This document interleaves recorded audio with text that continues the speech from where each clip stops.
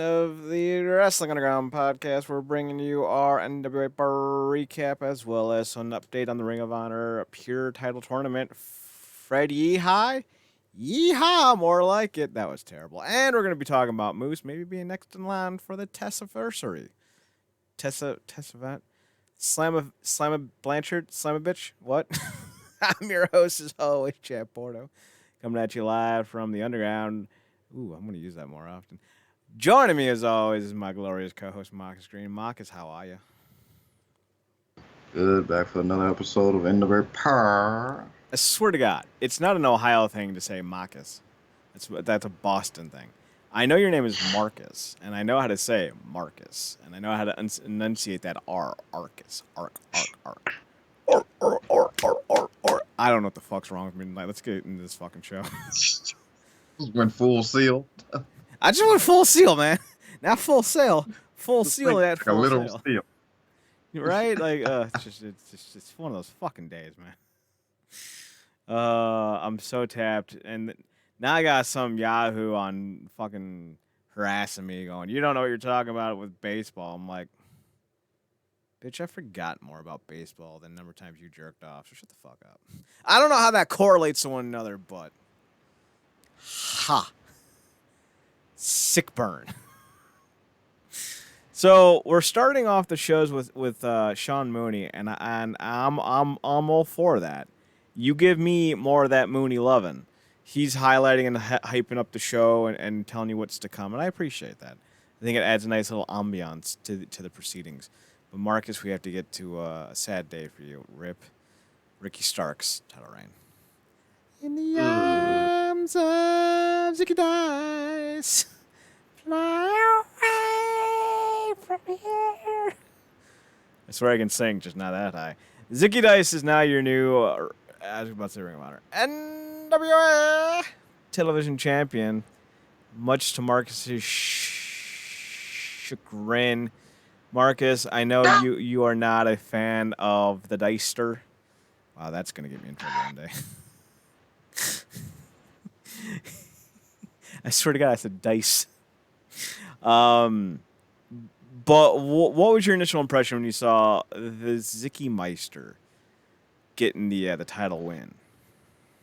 Funny enough, I think I called it on our last show. It's very possible. I was like, you know what? Yeah, because I was like, you know what? Of course, Ziggy would be the one to weasel his way into another opportunity. I'm like, nah, rather kind of like New Japan, obviously in a smaller scale, it doesn't feel like anything we get from NWA is by accident, unless something like the Cornette situation happens. It feels like everything they do is very intentional. So when this guy set up, I'm like, okay, they wouldn't go through all this trouble of putting him back in this situation if he wasn't a legitimate wild card and could put him in a situation where, like, oh, we're building, this guy's about to get the Lucky Seven, nail it, and go after all this. And, of course, halfway through, he gets derailed. So as much as I'm not a big fan of Zicky Dice, it was expected the way it got kind of pulled off. Wasn't bad. And if nothing else, he's going to keep it interesting. I think Just I like appreciate me the in most. bed. Hilarious. I will not co-sign that. I think the thing I appreciated the most was even though he just got the title, he still got ran off like he's nothing. Like the Braminator came out.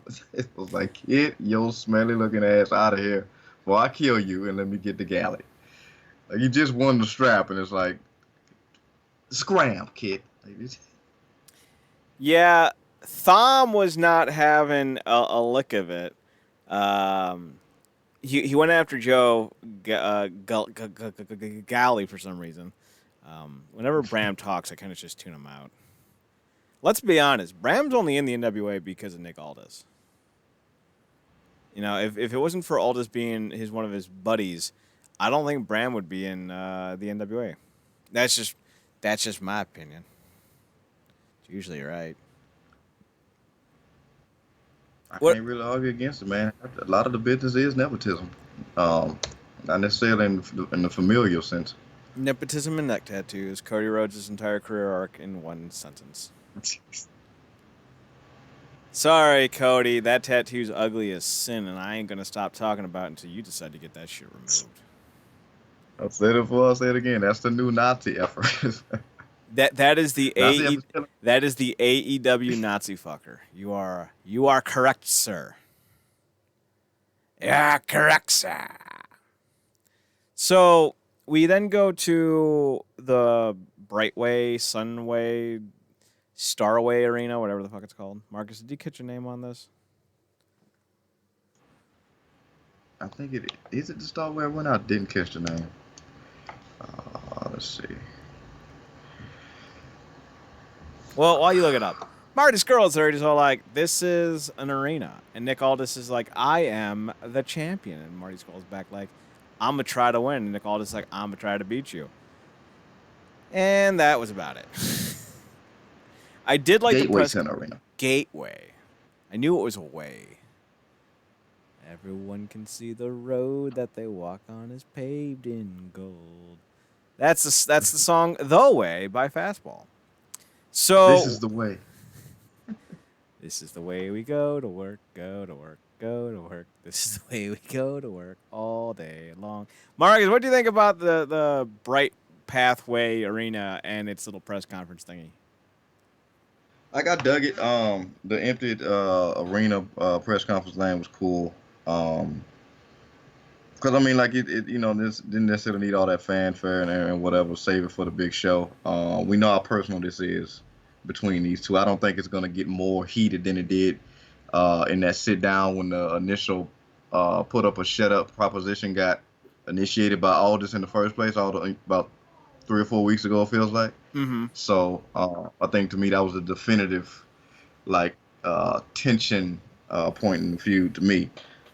So yeah, we didn't really need it. I mean, at this point, it's just getting to the show and looking good on the way there, and those guys definitely can get that done. So I thought it was fine. Would you say that these gentlemen are dashing? Made a Cody pun. Dashing haberdashers. Dashing haberdashers with no neck tattoos. Thank Jeebus. So it was an interesting little segment, and I do advise everyone to check it out. I think it's one of my top 3 segments of the week, for sure. The one thing I will say, though, is I think they're telegraphing Aldis dropping the belt. Because he's like, "I've held this day for 464 days. And he's all like, "I'm dead." I don't know why I'm going Sylvester Stallone here, but just roll with it, folks. I think they're telegraphing the Marty Scurll title one, personally. Just how I feel. Marcus, we got little question mark.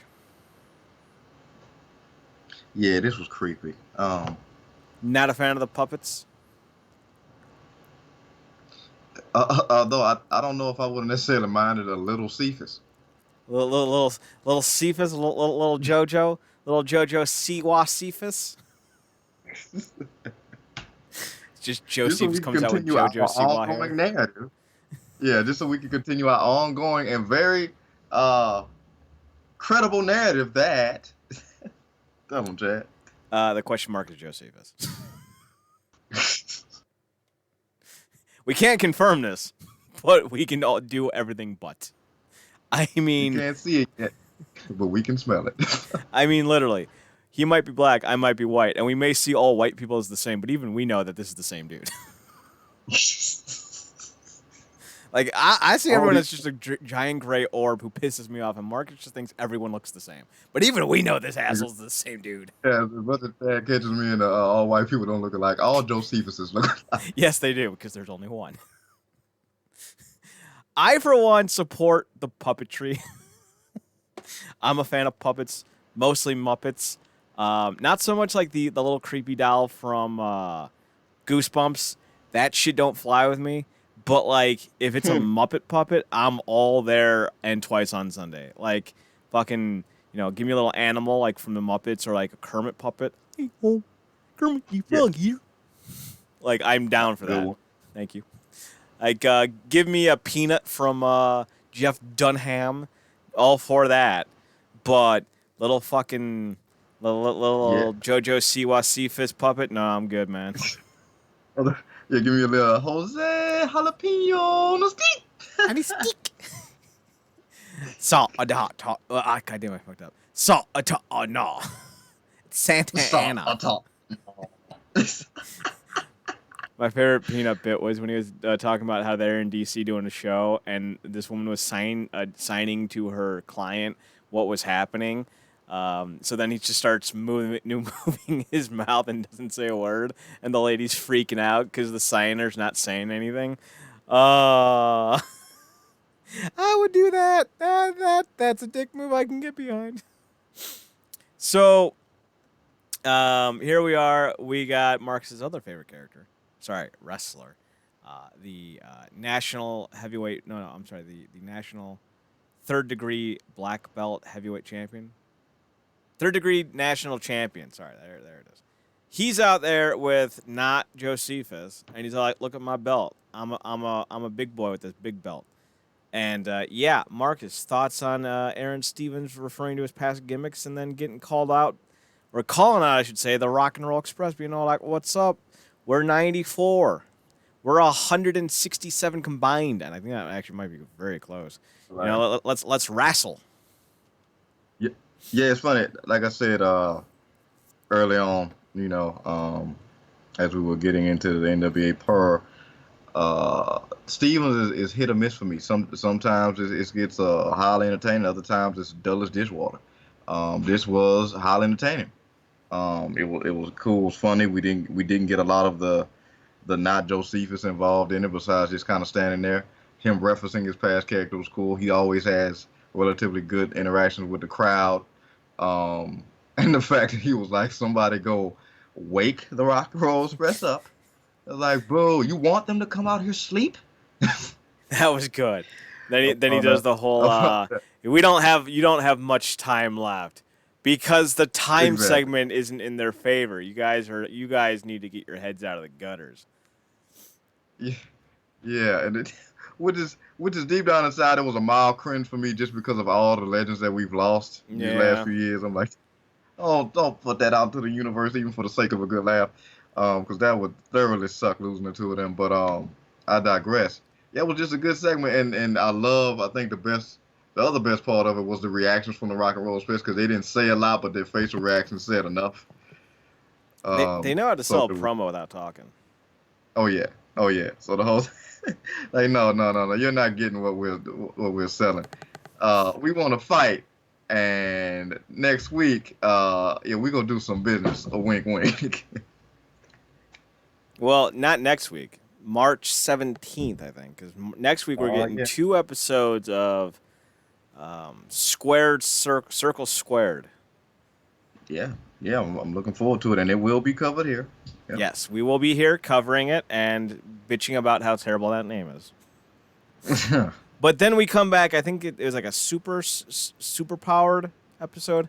I don't know if that means it's 2 hours or what, but it's super powered. So, yeah. I'm sorry, I can only feign so much interest in that. So we get my favorite match tonight, last chance match: the Dawsons versus Caleb Konley and CW Anderson. I don't know if it's because I got to see CW Anderson, or because the Dawsons lost, thereby they won't be re-signed, and that makes me happy. We've got the lovely bunch of coconuts. But get out! Get out! Beat! Ram! Piss off! There they are, standing in a row. Boom, boom, boom.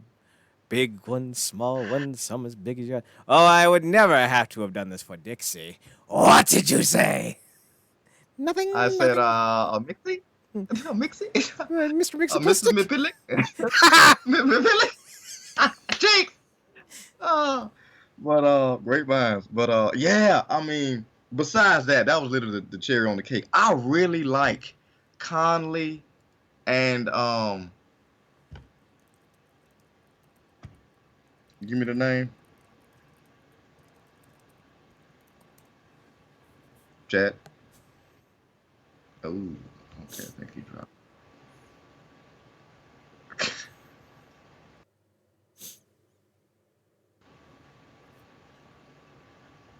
So you said my name, so I can speak again. Hilarious. I take yeah, I jinxes was like, very seriously, sir. clearly. So I thought his computer like flipped him off. But This is still 3rd grade here, folks. Let's be real. Girls still have we about cooties. there. We like freeze tag.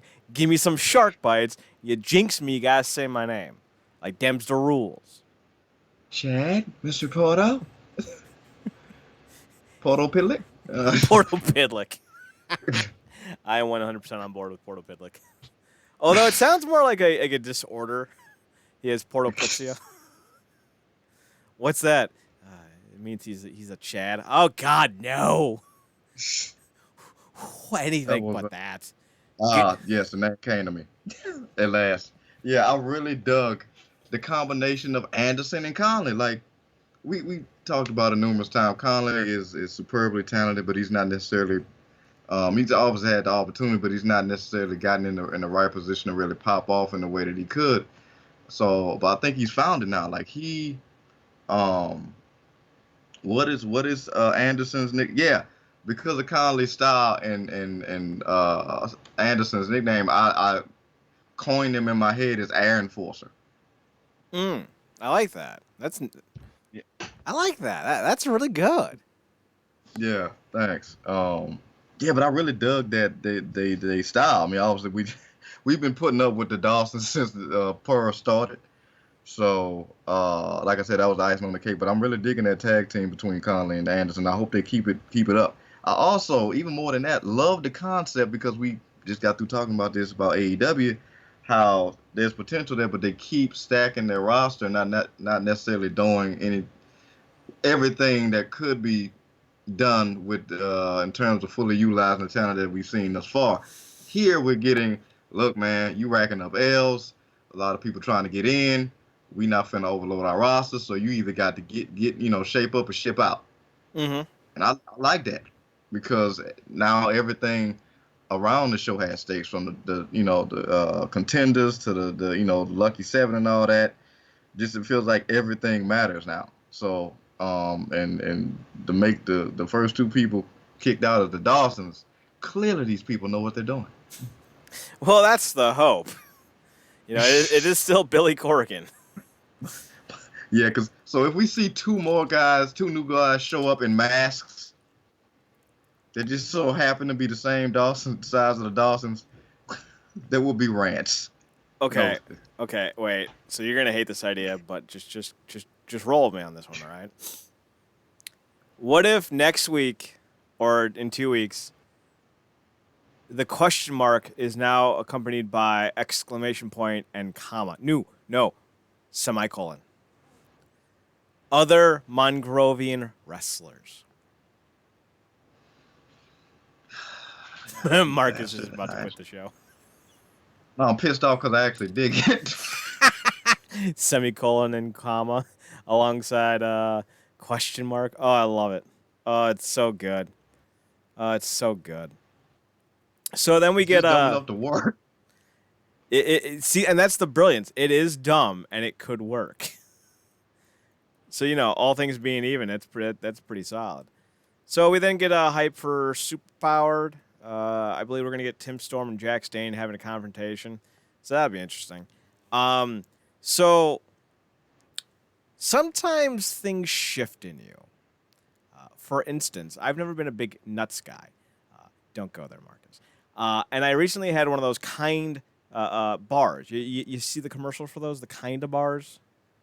They got like dark chocolate nuts. I'm a fan. I've had 3 different flavors, and I've enjoyed all 3. They're a little stiff, but you know what? I they're a nice, healthy alternative to just giant chunks of candy. And something slipped with me on this week as well, And I saw Mae Valentine, and I go, she's really pretty. Now, I'm not a big tattoo guy, so maybe that's why I haven't really seen it yet. But definitely the smile, and I'm like, you know what? I get it. Still bores me to sleep, but I get it. Yeah, it's funny. I'm right there with you. It's weird. I mean, normally our tastes kind of line up, but me and Mark's gonna fight for our future wife. Yeah, several times. The only thing that can split us up is women. Most mostly ones of my particular complexion from the CW and other series that we watch. Um, and film. What am I I talking about? don't know, Just Marcus. everywhere. I say this every week. I don't know how people can be racist, man. Like, there's too many pretty women of too many persuasions for me to go, oh yeah, I just no, no. Too many pretty women, too many pretty women, man. Dude, that's my Yeah, weakness. when the whole thing about deporting people of Latin descent came up, I'm like, I'm sorry, what? Can we import? Obviously, obviously it was from an optically selfish perspective. Right. Um, We're not humanitarians here. yeah, I mean, the foundational point is that it's effed up. Yes. That's like the understood variable in the equation. Do But you need to selfishly, know like, why? Do you need to know why we joined the club? We're in the club. We're on your side. but yeah, man. My Valentine, she got a a certain appeal to her, but then it's just, I don't know. And I think we talked about this either the last week or the week before. When she starts talking, it kind of throws you off for whatever reason. Every time she starts talking, all I hear is da da da da da da da da da da da da da, and I start going. Yip, yip, yip, yip, yip. Yip, yip, yip, yip, yip, yip, yip. She just bores me to sleep. She's not very charismatic, but she does have a, I don't want to say an Elizabethan-esque vibe to her, but there are just some people that in wrestling can work even if they're not mic workers. Miss Elizabeth became one of the most beloved figures in wrestling. I don't think she ever cut a promo. I mean, I'm sure she did, but they're few and far between. So, you can get over without being a great mic worker, and somehow I think Mae Valentine can do just that. I think she and silver-haired, what's her face? Camille. I think they have the wrong gimmicks. Switch. Switch. So Sal Renaro's out, and he's like, I'm going to be back in a month, and not Caleb Conley, but other Caleb Conley, second off-brand Caleb Conley. He comes out, mustachioed Caleb Conley. There we go. He's all like, I'm going to break your arm. And she's like, I hate you. You're the worst of the boyfriends. And Sal Renaro's like, please don't break my fucking arm. I'm not even having sex with her. So, that was a thing. I don't know what they're doing with Royce Isaacs. Every week they seem to be kind of going back and forth on this, and I don't know if there's like a point, like a conclusion, Marcus. What are you thinking about this Royce Isaac thing?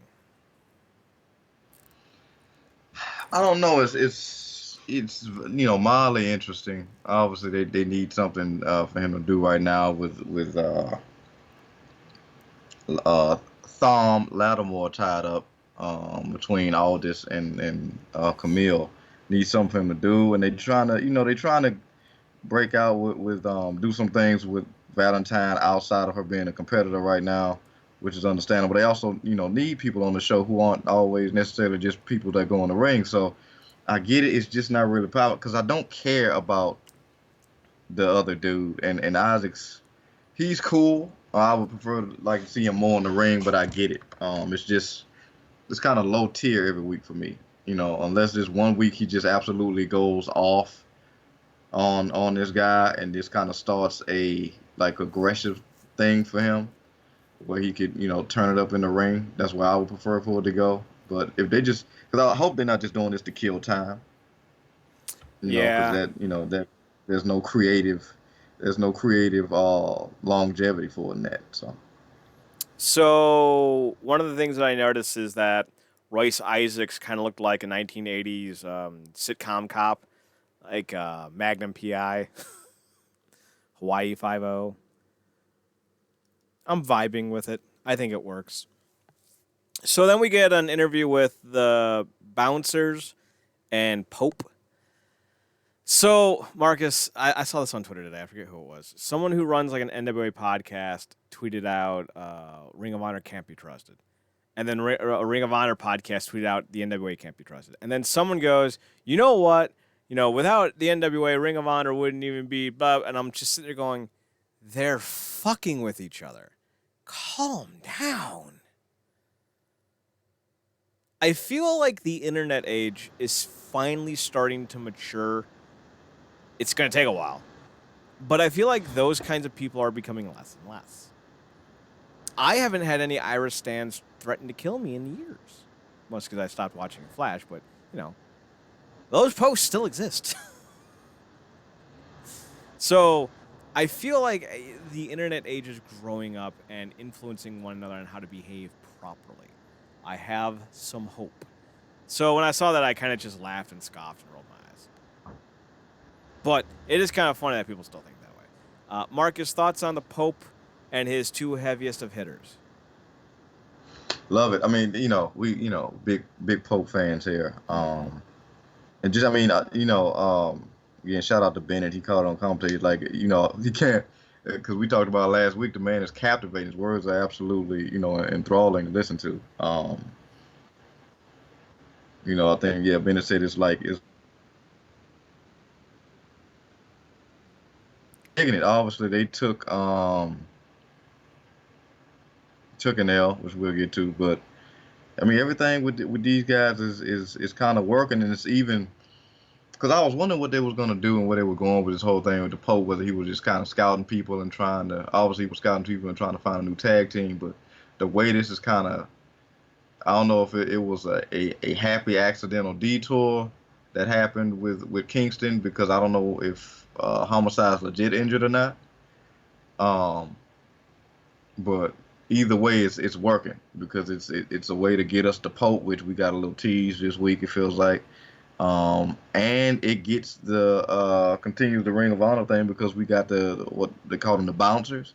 Yes. We got the bouncers in there. And they are a great replacement, more interesting one in terms of narratively for this show, for the Dawsons, because they're actually bigger boys than the Dawsons. So, Yes, they are. So we got a title match. It was Eli Drake and James Storm versus the Bouncers. No women's match this week, for those of you keeping score. Drake and Storm get the win. The right move, obviously. You don't want to put the belt on Ring of Honor's least impactful tag team. In the hierarchy of Ring of Honor tag teams, the Bouncers are at the bottom. So you're not going to have Drake and Storm drop the belts to them. Maybe the Briscoes, maybe Grisham and Lethal, but not the Bouncers. Right move was made.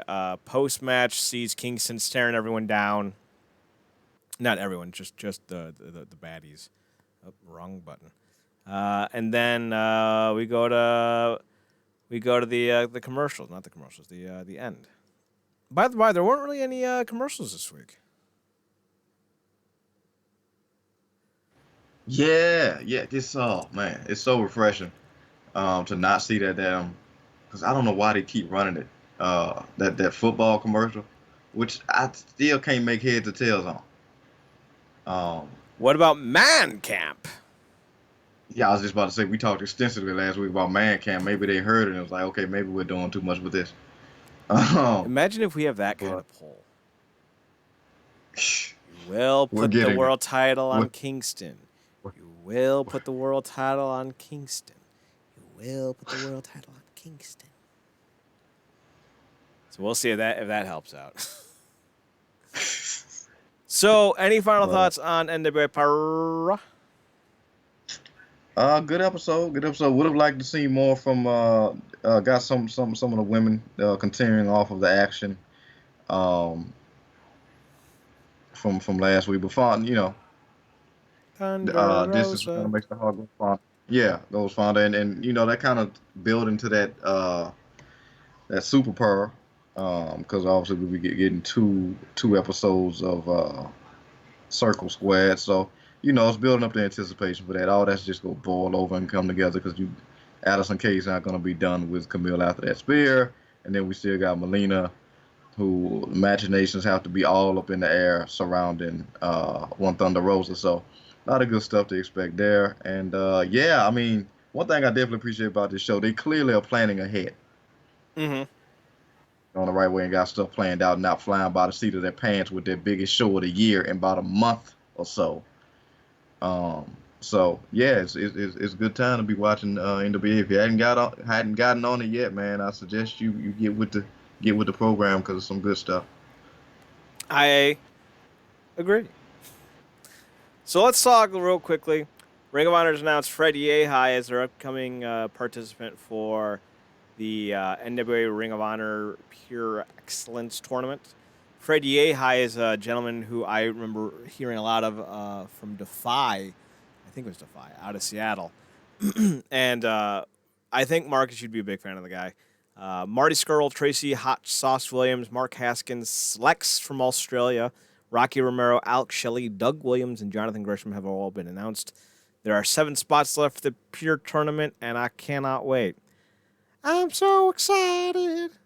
And the Quest for Gold has announced that Mandy Leon's going to be in it. So, not all good things are happening right now in wrestling. No. Learn to wrestle. Learn to wrestle. And here's the thing. That's not fair. I shouldn't tell her to learn to wrestle. She probably knows how to wrestle. But I can't chant be athletic. It doesn't sound right. Be athletic. Actually, no, that does kind of work. So, speaking of athleticism, Moose is all like, hey, let's start a promo or a situation with one Tessa Blanchard. So, in taking a jaunt with the Wrestling Daily, Moose was asked about Tessa Blanchard. He says, I think I've ran through all the ECW legends, so now it's time for me to do the same to the old TNA guys. This is, of course, piggybacking off of his current feud with Rhino and P.D. Williams. I don't want to focus on Tessa Blanchard and her title right now, he says, because that wouldn't be a challenge. A woman has the title, and I want a challenge. I could go the easy route and challenge for the world title, but how great is that if I beat a woman? I'm looking for a challenge and nothing against Tessa, but I'm Moose. That wouldn't be a challenge, so I'm trying to challenge myself and make a point. So why not go after the old TNA guys like I did the old ECW guys? Continuing on, he says, I'm not saying that Tessa's not a deserving world champion. She's just not a challenge for me. It would be considered bullying if I challenged Tessa, but I know I could easily win the world title in less than 5 minutes. How great does that make me? Let me put it like this. If all the teams that Michael Jordan beat for his 6 title wins were all scrubs, do you think his legacy would be the same? If all the teams that Michael Jordan beat for his 6 title wins, if he swept all those... Excuse me, I had to sneeze. If he swept all those teams, would his legacy be the same? If I beat Tessa Blanchard for the championship and become world champion, would that make my legacy any bigger than what it is? No, it wouldn't do anything for my legacy. I would have to hear stories, oh, he's not a great world champion, he beat a girl. So I already know how people are going to react if I go after the title, and I want to do something greater. Continues on saying, I want a challenge. Beating Tessa for the world championship is not a challenge. It's something that I could easily do. I'm not saying Tessa is not a great wrestler. It's just not a challenge for me. I think a great challenge would be wrestling someone who's been a world champion over different countries or promotions. That's a challenge for me. Old ECW guys or TNA guys is a challenge for me. Beating Tessa for the world title is not a challenge for me. He's beaten guys like Ken Shamrock and RVD, while beating Tessa wouldn't elevate him. So it's pretty much just that on repeat. Marcus, thoughts on the Moose not wanting to fight the Blanchard? It's interesting and I dig it because it's despite everything she's done, it's still the people that are it's the count them out story because even despite everybody's kind of separate this whole thing into 2 parts. One of the people who are still kind of on the fence, or 3 parts, the absolute fans of Tessa who won't be moved, the people who are on the fence about the allegations, and then you got the people who are just pissy about the whole her taking the championship thing. But I think one thing that they've done well with is not shying away from the fact that this is a woman holding this title, and just the perceptions that go along with that, whether good or bad. Even if it's with people in the company that perceived friends and or enemies. So I dig it because it's basically him saying she's the one thing that's in my way that's not a hurdle. Mm-hmm. And that is a grand insult, even more than anything. Austin or even Callahan is levied at her because at least they've just come straight at it with it. But this is kind of some offhand, like, yeah, she's, I mean, like she's the holding the thing that I need, but if I take it from her, what does it matter? So it's a backhanded, it's a three different kinds of ways backhanded type of deal. So I get it, and another thing I think I appreciate is they haven't let up since she's won. Like she's had people coming at her. There's been no breaks, Mm-hmm. and if they were ever going to get this thing over at all, this had to be relentless. So it's good to see that people are just coming after her. In numerous ways. You had obviously Callahan being a little bit more direct. You got Austin and Ty coming at it straight on, but then you got Moose kind of just doing this offhanded stuff, and I think that's just going to continue. So, like I say, even despite everything she's been going through in the media, she has done a good job of keeping that anybody can get it at any time type of deal. They definitely doing a better job with her than old Balboa Becky over there. So over yonder. So. Oh, Becky, what happened to you? So, take this for what it is. I've been subscribed to Impact Plus for year and a half. I think it's a good deal, I like this monthly specials, and now that they're adding TV shows like the new Gut Check, I feel like they're really flexing what they got. So I get an email from Impact Wrestling for the first time in 2 years, and it's hyping up Tessa versus Taya, the first ever all-women's world title match in Impact history. So they're really going full bore into Tessa Blanchard as champion. Yeah. Is that a good thing? Is that a bad thing? I don't know. I'm just telling you it's a thing. I think they're filming this weekend, so we'll see what happens out of that. Personally, I would like to see Ken Shamrock win that belt back. I don't give a shit if he's 56. Do it. I don't care. Do it. So, Marcus, anything else pop up on the radar that has caught your attention, my friend? Oh no, that's about it. Nothing big or anything hit the wire. I mean, obviously, it's funny how this whole Corona thing feels like it's spilling over into everything, but obviously, things are going to be held up for New Japan for a while. Naturally, so with how close, that whole thing is to the I guess the mecca where all this whole Corona thing started. So things are kind of getting pushed back for New Japan. But other than I guess that being a disappointment. It's even more of a bright spot because it shows that the company is putting the wealth in not only their employees but just everybody in general first. Because there is a lot of people out here kind of taking this whole thing for granted, and when thousands upon people are dying, you don't take something like that lightly. So no, like I said before, it's not as big of a deal as everyone's making it out to be, but it's not something to disrespect. Yeah. Like if you see a gator in your pool, more than likely that gator's not going to fuck with you. But you ain't about to go swimming when it's there. Right? Like everyone in the South knows that. You know that. I know that because I spent a lot of time in Florida. Sorry, I can't believe I said it wrong. Florida. I hate that man so much. So it's kind of just one of those things where, it's best to err on the side of caution to minimize its impact, but you don't need to start prepping a doomsday bunker, people. Like, you're good. Just, just do what Ashley Banks always tells you to do. Mind your business. Just mind your business.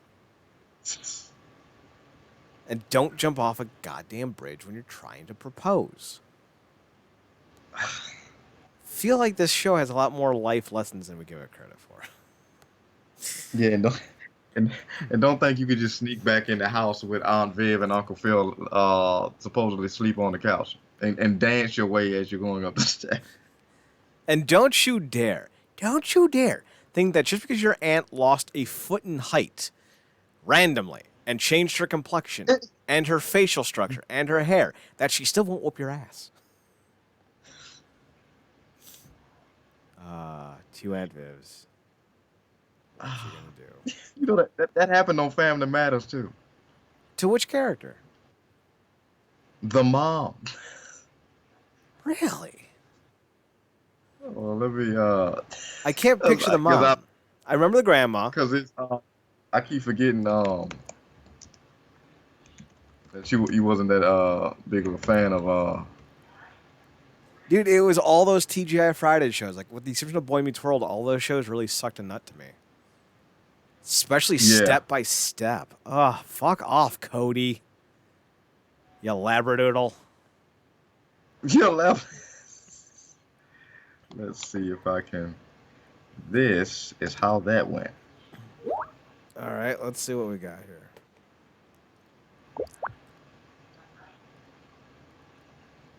Really? I don't remember either of these women at all. Like, I remember the dad because he's in everything, and everything he's always a cop. Obviously, I remember all the kids, especially the oldest one, who kind of had that Theo Huxtable haircut, that low top fade. Definitely remember Urkel. Eddie. I remember Eddie's friend who always talks and had that awful whisper mustache. Yeah, Waldo. Yeah, that's what they look like in the show. Yeah. Yeah. Nothing.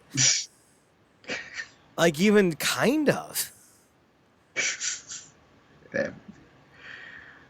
Like you've heard of the Mandela Effect, where like things that didn't actually happen happen. This is the inverse. I don't think this actually happened, Marcus. I think you're lying to me. I think these are the stars' mothers on set for Mother's Day, and you're fucking with me because I don't recognize either of these women. Oh no, man, it's there. It happened. It happened to Harriet. Just like Aunt Viv, it just switched. All right, here's a crossover for you. Revive the Fresh Prince of Bel-Air, but run it alongside a revival of the X-Files. And then have Mulder and Scully look at photos of both Aunt Vivs, and they're like, yeah, she went under some plastic surgery, and Mulder can be like, I don't know, Scully. This seems more like, he looks up, aliens to me. And then you just hear Will Smith from the kitchen, Aunt Viv, you an alien?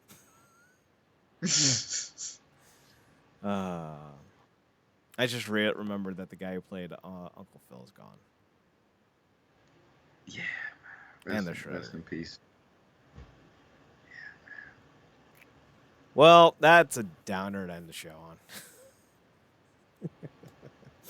We'll be back on Thursday. Marks and I are going to be talking the next two arcs in The Boys. Hopefully Thackeray will be joining us.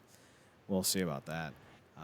Until then, which you can find on twitch.tv/comic and GameCorp at 9 p.m., we will be available on download for all our past broadcasts at realnerdcorp.podbean.com or by downloading the Podbean app to your mobile device and searching on the app Real Nerd Corp.